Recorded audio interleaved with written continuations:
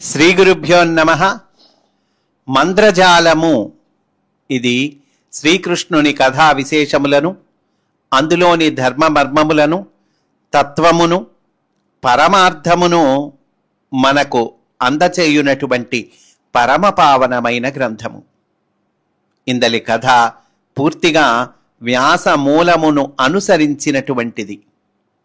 ప్రేమామృతమూర్తియగు శ్రీకృష్ణుడు మహాభారత యుద్ధానంతరము తన నిర్యాణానికి పూర్వము జగత్తులోని జీవుల ఉద్ధరణకై ఒక నిత్య నూతన మార్గాన్ని సంకల్పించాడు. అదే మంత్రజాలము. అటువంటి ఈ గ్రంథమును శ్రవణము లేక అధ్యయనము చేయడము మనము చేస్తూ ఉన్నాము. అందులో భాగంగా 23 అధ్యాయములు పూర్తి చేసుకున్నాము. 24వ అధ్యాయంలోనికి మనము ప్రవేశిస్తూ ఉన్నాము. లోకాయతుడు ఆశ్రమమునకు తిరిగి వచ్చుసరికి 24 గడియల ప్రొద్దయ్యను. పచ్చిక బయలులో శిష్య బృందము, గణదాసుడు, వృషనందినియు మండలాకారముగా కూర్చుండి ప్రతీచిని గూర్చి ముచ్చటించుచుండిరి. మొగములు శుష్కించి జాలి చూపుల వెలార్చుచుండెను. ఆనాడు ఆశ్రమమున ఎవ్వరును భోజనములు చేయలేదు. సరికదా, మంచినీరు కూడా ముట్టలేదు. లోకాయతుని చూడగానే ఎల్లరును గొల్లున ఏడ్చిరి. లేచి నిలబడి వారందరూ లోకాయతుని పరివేష్టించి రుద్ధకంఠములతో ప్రతీచిని గురించిన దుర్వార్త చెప్పిపోసిరి. లోకాయతుడు బదులు పలకక ఖిన్నుడై మొగము వంచి మిన్నకుండెను. ఎల్లరను ఆసీనులను చేసి తాను నడుమ కూర్చుండి మెల్లగా ఇట్లనెను, నేను వెనుకటి లోకాయతుడను కాను. అతడు చనిపోయినాడు. నాకు 2వ జన్మ కలిగినది. నేను సత్యమును దాచదలచుకొనలేదు. నా పలుకులను సావధానముగా వినిన వెనుక నా శరీరమును ఖండఖండములుగా నరకవచ్చును. నిన్న రాత్రి నేను రక్తమారి ప్రయోగము చేసి సర్పకృత్య సహాయమున ప్రతీచిని పొట్టను పెట్టుకొంటిని. ఆమె చనిపోయినది. ఎంతటి వానికైనను బుద్ధి కర్మానుసారిణి అయి చెరించును. భావబంధములు తొలగు వరకు కర్మ వెంట నడువక తప్పదు. ఇక నా శరీరము మీ అధీనము. హేమ భయభ్రాంతయై పెద్ద పెట్టున ఏడ్చుచు పెనుజుంఝుకు తూలిన అరటి చెట్టు వలె తటాలున లోకాయతుని సమీపమునకు ఉరికెను. ఉరికి హేమ అంటూ ఉన్నది, రుణానుబంధము అనుల్లంఘనీయము. నేనీ లోకాయతులను మనస్సాక్షిగా వివాహమాడితిని. మీరెల్లరూ నాపై దయచూపి నా పెన్నిధిని రక్షింపుడు. నన్ను చంపుడు, లేదా వారినేమైనా చేయదలిచినచో నన్ను చంపిన వెనుక మీ ఇష్టము అన్నదండి. అందరూ ఆశ్చర్యపడి చూచిరి. అప్పుడు గిరిశర్మ అంటున్నాడు, ఆహా, ఒకరికి చావు, మరి ఒకరికి పెండ్లి. ప్రతీచి ఇంకను మన కన్నుల ముందు మెదలుచున్నది. ఆమె చనిపోయినదను భావము మనస్సు నమ్ముటలేదు అన్నాడు. అప్పుడు ఋతచెక్కిళ్లపై కన్నీరు ధారకట్టగా ఇట్లు విలపించెను, ఎచట పుట్టెనో ఎచట పెరిగెనో, ఈనాటికి ఈ విధముగా 100 ఏళ్ళు నిండెను. ఈ పాటికి ఆమె తల్లిదండ్రుల హృదయములలో ఒక అజ్ఞాత వ్యధ పుటము పెట్టుచుండును. కారణము తెలియక ఈమె జ్ఞప్తికి వచ్చి వారు ఏడ్చుచుందురు అనగా హేమ అంటూ ఉన్నది. ఈ బాధను మన తల్లిదండ్రులందరూ అనుభవించి ఏయుందురు. అందరము పారిపోయి వచ్చిన వారమే కదా. కేవలము సహవాసమున నేడు మనకు కలిగిన బాధకు 1000 రెట్లు ఒక్కొక్కరు దుఃఖించి ఉందురు అనగా లోకాయతుడు అంటున్నాడు. ప్రతీచి జన్మ వృత్తాంతము అతి చిత్రము. చార్వాకుని పుత్రుడు కాలయవనుని కాల్బలములలో ఒక దళమునకు నాయకుడు. చార్వాకుడు వచ్చినప్పుడే కాళయవనునితో అతడును వచ్చెను. అతడు రహస్య దళమున హస్తినలో పర్యటించెను బిచ్చగాని వేషమున. అతడొక రాత్రి పర్యటించుచుండగా రాజభటులు సందేహించి తరిమిరి. తలదాచుకొనుటకు అతడు పర్వెత్తి ఊరు దాటి బెస్తవాడలో ఒక పర్ణ కుటీరమున దూరెను. ఏకాకిని అయిన బెస్త పడొచ్చు ఒకతే అందు వసించుచుండెను. ఆమె అతనికి ఆశ్రయమిచ్చెను. ఆ రాత్రి విధివశమున వారి చూపులు కలసినవి. తత్ఫలితముగా ప్రతీచిని కని 3 ఏండ్లు పెంచి ఆమె చనిపోయెను. అప్పటి నుండి ప్రతీచి పడమటి కనుమలలో తండ్రి వద్దనే పెరిగెను. ఒక వయస్సు నుండి చార్వాకుడు ఆమెకు తన ఆశ్రమమున తావిచ్చెను. ప్రతీచి తల్లి సత్యవతి తమ్ముని మనుమరాలు. సత్యవతి అనగా దాసరాజపుత్రి, వ్యాసుని తల్లి. నేనెరిగిన విషయము త్రికరణ శుద్ధిగా చెప్పుచుంటిని. ప్రతీచి అమాయకురాలు. పెరిగిన వాతావరణమును బట్టి ఆమెకు స్త్రీ పురుష భేదము తెలియదు. పూర్వ సంస్కార వశమున ఆమె మనస్సునకు కామస్పర్శ లేదు. విధిలేక ఆశ్రమ వాతావరణమును బట్టి కొన్ని విభ్రమములు నేర్చినను ఆమె అభినయమంతయు రసాభాసము వంటిది. ఆమె కన్యగా చనిపోయి పూజ్యస్థానము అలంకరించినదని మాత్రము నేను చెప్పగలను. ఆమె తండ్రి యుధిష్ఠిరుని అశ్వమేధమునకు ముందు అర్జునుని చేతిలో చనిపోయెను. తాతగారికి ఆమె యందు మక్కువ మిక్కుటము. వాత్సల్యము, ప్రేమ, భక్తి అనునవి చార్వాక సిద్ధాంతమునకు వ్యతిరేకము. కానీ ఈ సిద్ధాంతములు బ్రహ్మావర్తపు ప్రజల కొరకు చేయబడినవే గాని చార్వాకుడు విశ్వసించినవి కావు. మనుమరాలు చెడిపోకూడదను మమకారము ఆయనకుండెను.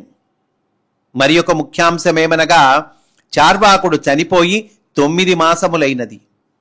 రక్తశర్మ 3 మాసముల క్రిందట దేహము విడిచి పిశాచమై ఇంకను సువర్ణగిరి గుహలను పట్టుకొని ప్రాకులాడుచున్నాడు. నేనీనాడు వాని వాతబడి మృత్యుముఖము నుండి ఒక విచిత్రమైన మార్గమున తప్పించుకొని వచ్చి తిని. అది ఒక క్రొత్త అనుభూతి.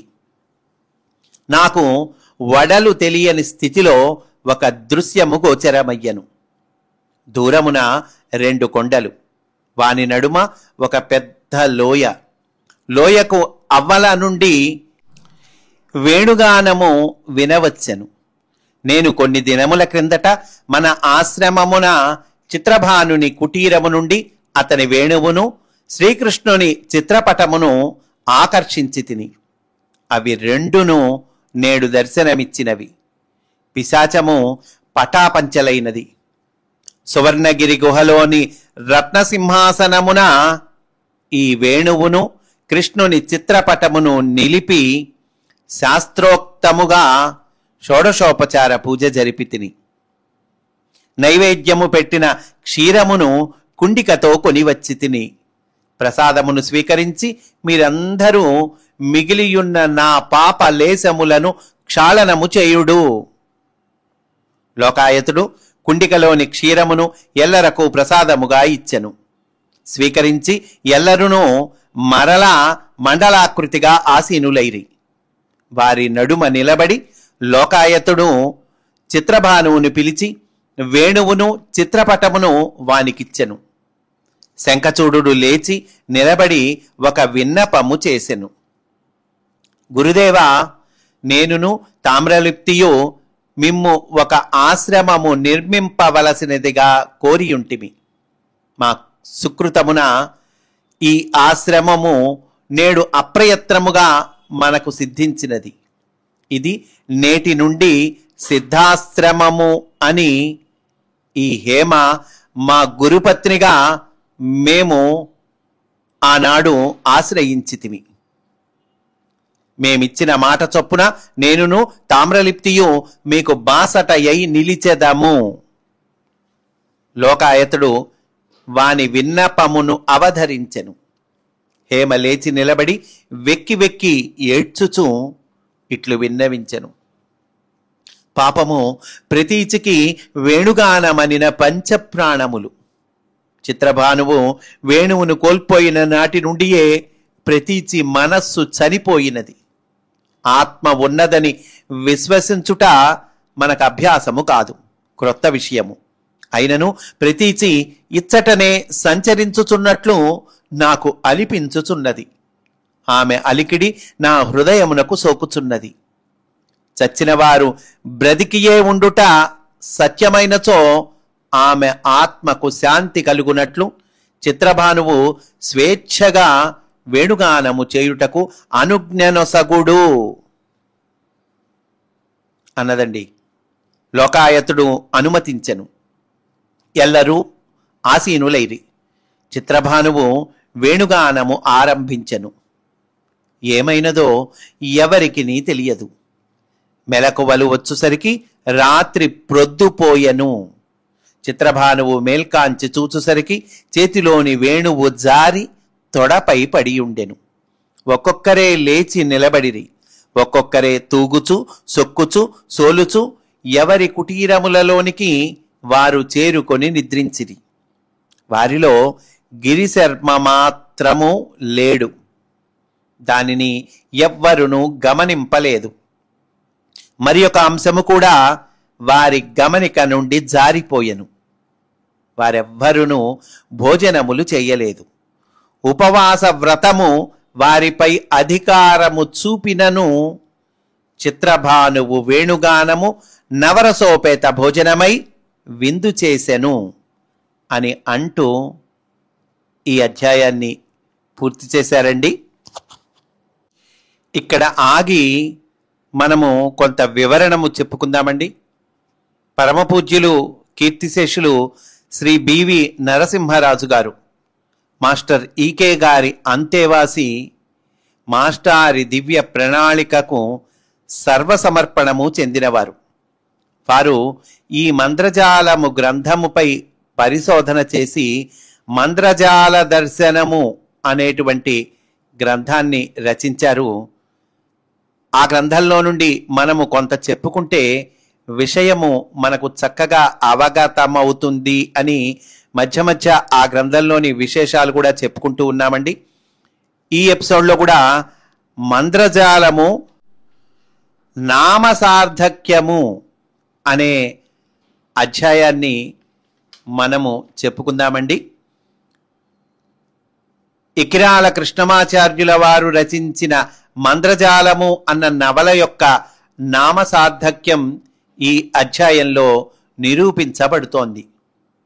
దీనికి ముందుగా అసలు మంద్రజాలం అంటే ఏమిటో తెలుసుకోవడం ముఖ్యం. అందువల్ల ముందు మంద్రజాలం గూర్చి వివరించబడుతోంది. ముందుగా మంద్రం అంటే ఏమిటో చూద్దాం. ఒక శిల్పి ఒక బండరాయిని తొలిచి దానిని అపూర్వ కళాఖండంగా మలుస్తాడు. ఇలా మలచటానికి ముందు అతని మనస్సులో ఆ కళాఖండం యొక్క రూపం ఒక సంకల్పంగా రూపుదిద్దుకొని ఉండాలి కదా. మరి ఆ శిల్పికి రాయిని శిల్పంగా మార్చే సంకల్పం రాక పూర్వం అతనిలో మెరుపులా మెరిసిన ఆ శిల్ప రూపం ఎక్కడ దాగి ఉంది? సూక్ష్మంగా ఆలోచింపగలిగితే ఆ రూపం ఈ సృష్టిలోనే అంతర్లీనంగా దాగి ఉంది అని తెలుస్తుంది. ఇలా అంతర్లీనంగా దాగి ఉన్న ఆ సంకల్పాన్నే ధర్మం అన్నారు పెద్దలు. ఇక్కడ పెద్దలు అంటే సృష్టి ధర్మాలను దర్శించిన వారు అని అర్థం. అంతేకాని వయస్సు చేత పెద్దలని కాదు. న్యూటన్ మహాశయుడు భూమికి గురుత్వాకర్షణ శక్తి ఉందని కనిపెట్టక పూర్వం నుండి భూమికి ఆ శక్తి ఉంది కదా. అలాగే 4 × 4 = 16 అన్న సూత్రం గణిత శాస్త్రవేత్త కనిపెట్టక పూర్వం నుండి కూడా ఉంది. అంటే ఎక్కడ దాగి ఉంది? సృష్టిలో ధర్మంగా దాగి ఉంది. అలా దాగి ఉన్న ధర్మాన్ని దర్శించడమే శాస్త్రవేత్త చేసే పని. అంటే ఆ ధర్మాన్ని దర్శించాలన్న తపన తపస్సుగా పరిణమించి అది పరిణతి పొందడానికి ఆ శాస్త్రవేత్తకు కొన్ని సంవత్సరాలు పట్టవచ్చు, కొందరికి ఒక జీవితకాలం పట్టవచ్చు. ఈ వ్యవధిలో అందని ధర్మం అందినట్లుగా భ్రమ పెడుతూ అందకుండా అతనిలో అంతఃసరణ చెందుతూ ఉంటుంది. అతని తపనకు శుద్ధి కలిగేంత వరకు ఇది తప్పదు. దీనినే ఋషులు చేసే తపస్సుగా పురాణాలు వర్ణించాయి. దీనినే శాస్త్రవేత్తల పరిశోధనగా విజ్ఞాన శాస్త్రం అభివర్ణించింది. కాల్డ్వెల్ మహాశయుడు తపస్సును చైతన్యమునందుప్పతిల్లిన ఉష్ణముగా నిర్వచించాడు. టిబెట్ పీఠగురువగు జ్వాలాకూల్ మహర్షి ప్రజ్వలించు మహోదాత్తాశయమే తపస్సు అని అభివర్ణించాడు. అంటే ఫియరీ యాస్పిరేషన్. ఇక్కడ ఋషి అని శాస్త్రవేత్త అని ఇద్దరు లేరు. నామభేదమే కాని ఉన్నవారు ఒక్కరే. వారు దర్శించే ధర్మం కూడా ఒక్కటే. ఆ ధర్మాన్నే వేదం అని పిలిచారు. అందుచేతే వేదం అపౌరుషేయం అయింది. అంతేకాని వేదం పురుషుడు వ్రాయలేదు అని అర్థం కాదు. ఇంకా సూక్ష్మంగా పరిశీలిస్తే ఈ సృష్టి అంతా ఆ ధర్మంలో ఇమిడి ఉంది. ఆ ధర్మం అంతా ధర్మములు ఇట్లుండవలెను అన్న సత్యంలో బీజరూపంగా ఒదిగి ఉన్నది. సర్వం సత్యే ప్రతిష్ఠితం. ఈ సత్యస్వరూపంగా ఉన్నదానినే పరాస్థితి అన్నారు. ఇది సత్యస్వరూపం తానై ఉన్న స్థితి. తాను అంటే అంతర్యామి అని అర్థం.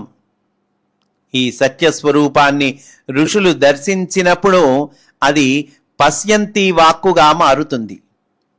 ఈ వాక్కు బహిర్గతం కాక మునుపు, అంటే ఆ సత్యాన్ని బయటకు వ్యక్తం చేయనప్పటి స్థితినే మధ్యమా వాక్కు అని పిలుస్తారు. అంటే ఈ వాక్కు ఋషి యొక్క భావనామయ స్థితిలో దాగి ఉంటుంది. అలాంటి వాక్కు బయటకు వ్యక్తమైనప్పుడు దానిని వైఖరి వాక్కు అని అంటారు.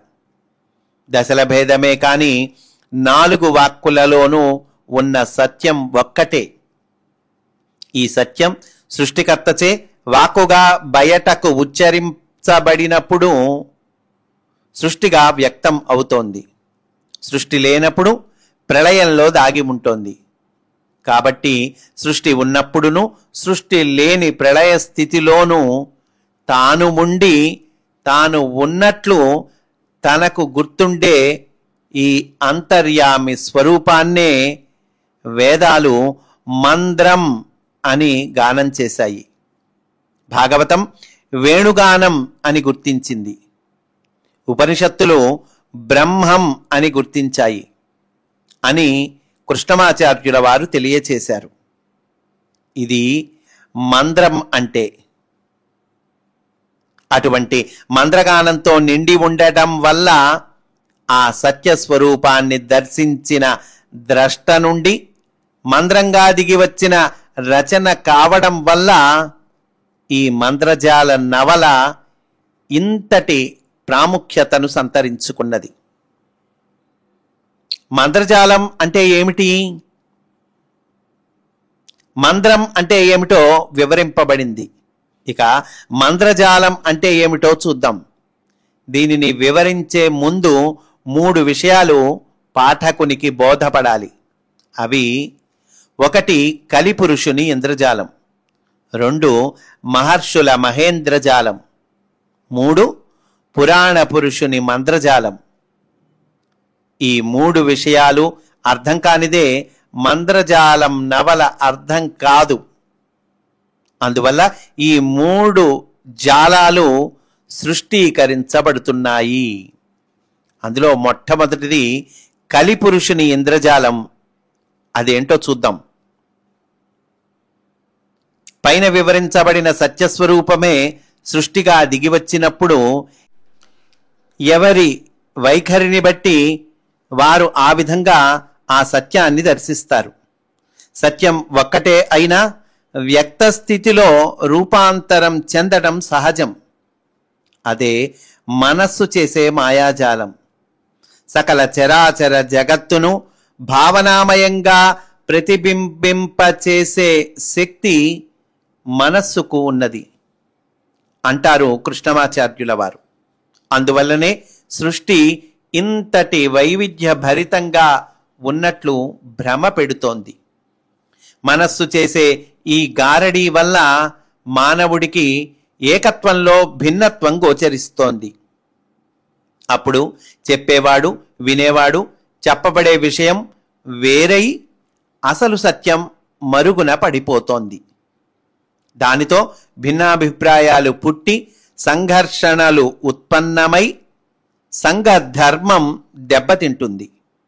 ఈ అభిప్రాయ భేదమే కలిస్వరూపం. ఎక్కడెక్కడ సంఘర్షణ ఉంటుందో అక్కడక్కడ కలి విజృంభిస్తాడు. ఎక్కడైతే అశాంతి అలజడులు ఉంటాయో అక్కడల్లా కలి పండుగ చేసుకుంటాడు.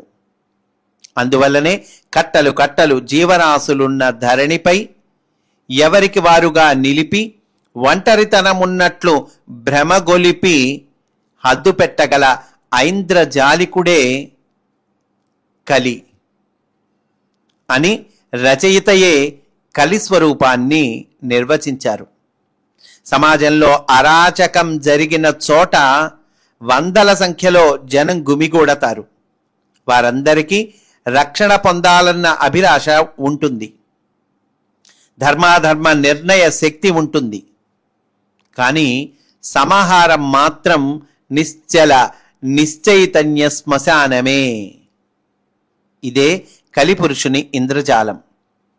ఈ కలి ఇంద్రజాలానికి లొంగినంత కాలం మానవునికి సృష్టి వికాసం అంతర్యామి వైభవం అందవు. అది అందనంతకాలం మానవుడు ఆత్మధర్మంలో మేల్కాంచటం కలలోని వార్త అన్నారండి. ఆ తర్వాత మహర్షుల మహేంద్రజాలం దాని గురించి ఇస్తూ ఉన్నారు. ఏమిటి మహర్షుల మహేంద్రజాలం అంటే గనక, ఇటువంటి జీవులున్న ధరణిపై మరలా ధర్మ ప్రతిష్టాపన జరగాలని, మానవుడు తిరిగి ఏకత్వం వైపుకు పురోగమించాలని, కలిపురుషుని దుష్ట ప్రభావం నుండి బయటపడాలని ప్రకృతి మాత సంకల్పిస్తుంది. వ్యసనపరుడై చెడిపోతున్న తన బిడ్డను తల్లి రక్షించి తన ఒడిలోకి తీసుకొనే పరమ పవిత్రమైన ప్రయత్నమే ఇది. పతనమైన మనిషి దృష్టిని పరమాత్మ వైపుకు మళ్లించాలంటే అతనిలో నిద్రాణంగా ఉన్న చైతన్యాన్ని మేల్కొల్పాలి.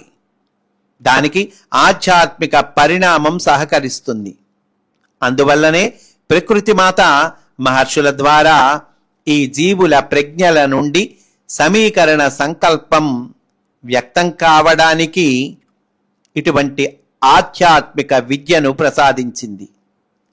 ప్రకృతితో సహకరించడానికి ఈ మహర్షులు వివిధ దేహాలతో దిగివచ్చి మానవులకు సృష్టి ధర్మాలను ఆచరించి చూపి సకల మానవాళికి మార్గదర్శకులవుతారు. కలిప్రేరితులైన ఈ మానవులలో ధార్మిక బీజాలను నాటుతారు. నాటినట్లు తెలియనంత సూక్ష్మంగా వీరు తమ ప్రణాళికను సాగిస్తారు. అంటే వీరి పద్ధతిలో అయస్కాంతం వంటి సాన్నిధ్యం సాధకుడికి అనుగ్రహించటమే కాని ఇలా నడవమని చెప్పే బోధ ఉండదు. అందుమూలంగా సాధకునికి బాధ ఉండదు. ఇనుములో అయస్కాంత ధర్మం నిద్రాణమై ఉంటుంది. దానిని మేల్కొల్పడమే అయస్కాంతం చేసే పని. అదే గురువు శిష్యుడిపై ప్రయోగించే ఉద్బోధ అంటారు. దానితో శిష్యుడికి తెలియకుండానే అతనిలో అసలు గురువు మేల్కాంచుతాడు. ఇదే మహర్షులు నడిపే మహేంద్రజాలం అని తెలియచేశారండి. అటుపైన పురాణ పురుషుని మంద్రజాలం అదేమిటో చూద్దాం. ఇక పురాణ పురుషుడైన శ్రీకృష్ణుడు నడిపిన మంద్రజాలాన్ని చూద్దాం. మహర్షులు నడిపిన మహేంద్రజాలంతో ఆధ్యాత్మిక పరిణామం చెందిన మానవుడు అఖండ సమన్వయాన్ని అందుకోవటానికి ఆరాటపడతాడు. అదే మంత్రం యొక్క అనుగ్రహం. దానికి అవతారమూర్తి సృష్టించే నిత్య నూతన మార్గమే మంత్రజాలం అని మంత్రజాలం పీఠికలో రచయిత వివరించారు. మంద్ర శబ్దానికి మనః ద్రావ ఇతి అని నిరుక్తం, అంటే మనస్సును ద్రవింపచేయునది అని అర్థం. అంటే మనస్సును కరగించునది. మరి ఈ మనస్సు ఎందులో కరగాలి? నీరు ఘనీభవిస్తే మంచుగడ్డగా మారుతోంది. ఈ మారిన మంచుగడ్డకు పగిలిపోవడం, ఎవరి మీదైనా విసిరితే దెబ్బ తగలడం అనే ధర్మాలు తాత్కాలికంగా వర్తిస్తున్నాయి. మరలా ఆ మంచుగడ్డ కరగిపోయినప్పుడు నీరుగా మారిపోతుంది. అలా మారినప్పుడు తాత్కాలికంగా మంచుగడ్డకు వచ్చిన ధర్మాలు నీటిలోనే కరగిపోతున్నాయి. నీరు ఆత్మ అనుకుంటే మంచుగడ్డ మనస్సు అవుతుంది. ఆత్మస్థితి నుండి పతనమైన స్థితినే మనస్సు అంటారు. ఆ మనస్సుకు ఆత్మ సంసర్గం దూరం కావడంతో అది తాత్కాలికంగా కామ క్రోధాదులతో అంటుపడుతోంది. మంచుగడ్డను కరగిస్తే నీరైనట్లు ఋషులు నెరపిన ఆత్మవిద్యతో మానవుని మనస్సు కరగి అఖండ శుద్ధ చైతన్యాన్ని అందుకోవడానికి ఆరాటపడుతుంది.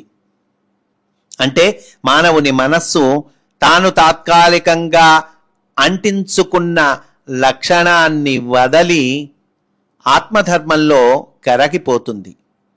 ఆ స్థితిలో మనస్సు తన అస్తిత్వాన్నే కోల్పోయి తాను ఆత్మయందు కరగిపోతుంది. అంటే తాను అదిగా మారుట అన్నమాట. దీనినే నారాయణోపాసనగా భాగవతం పేర్కొంది.